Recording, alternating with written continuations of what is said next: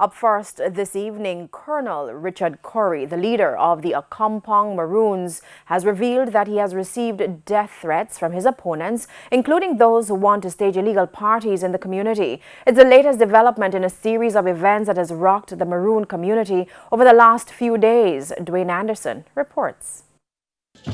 Trouble is brewing in the Maroon community of Accompong in St. Elizabeth. The latest issue stems from the alleged beating of a man by members of the Colonel's security detail after the man allegedly refused to comply with orders given by the chief to turn off a party that was in full swing in the community. Colonel Richard Curry addressed the incident when our news team visited the community Friday. The matter with the incident that happened the other day, I want to reassure people that the matter has been handled in the most professional manner. And there's full transparency in what the unfoldings will be. So you'll be updated on what has happened. We maintain contact with the law enforcement to ensure that the events which took place are rectified.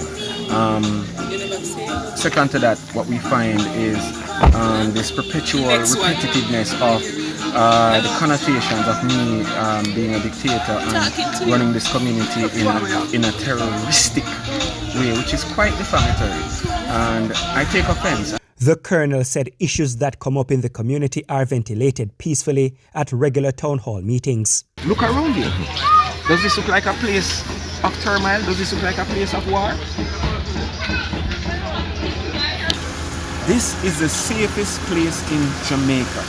In the world. We've had 3 murders in the last 7 years, and in those 7 years was under the previous administration.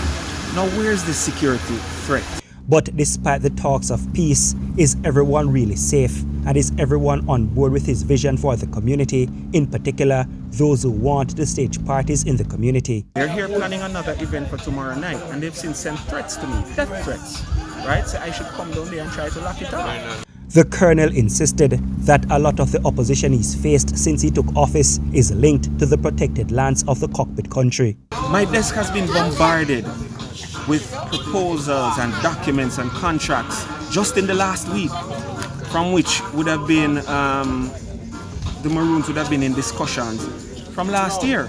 None of these documents have been passed to me. None of this information has been passed to me.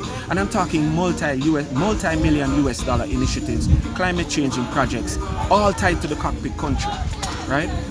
This opposition that we're facing here is a direct political motivation to destabilize my government.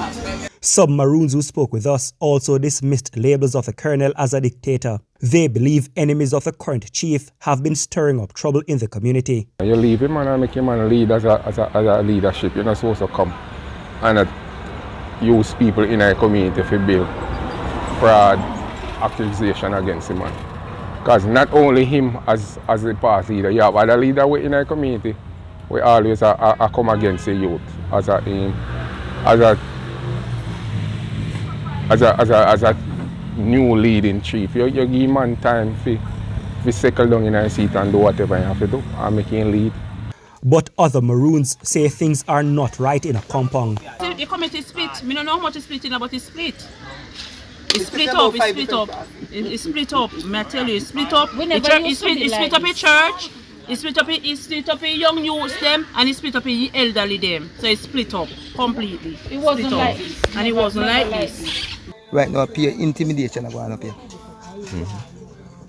I mean, I love that, Britain. Colonel not supposed to have enemies with nobody. You're supposed to find everybody and try to build a relationship and get the community together. Well, me not see him do that, brother. He might take it the harder way.